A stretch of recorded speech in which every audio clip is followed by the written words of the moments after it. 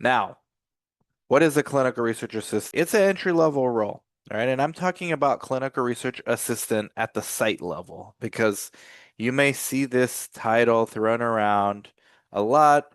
Um, Maybe CROs use them still, maybe sponsors. I'm talking just at the site level, whether it's small private sites, large private sites, small public sites, large public sites, research sites, the place where patients are seen by the research staff for the purposes of clinical research studies. So a research assistant is usually the person that works generally on the hierarchy of the org chart, right underneath the study coordinators.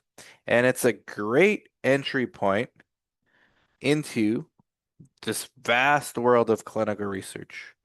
And it's somewhat analogous, although not exactly, but it's somewhat analogous to like a medical assistant and how they could work their way up vis-a-vis education and experience and things like that to RNs, nurse practitioners, even doctors sometimes. Now, in research, experience matters more than education, but there are minimum educational thresholds needed to get to the majority of ceilings in this space. Like the first ceiling is really from a research assistant, it's a clinical research coordinator.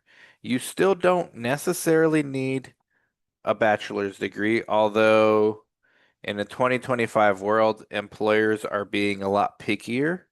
But I run a site, a small site still, and we're in the process of building a site network. Half of our coordinators have bachelors, and the other half don't.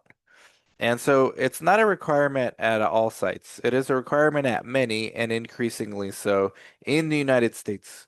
I know internationally they are actually stricter when it comes to education. But if this is the United States, you can start out as a clinical research assistant with no prior experience, and I'm going to show you how to excel at your job interview for the clinical research assistant role. Now, just I wanted to preface this with there are roles you can climb up to. CRC is the first one, clinical research coordinator.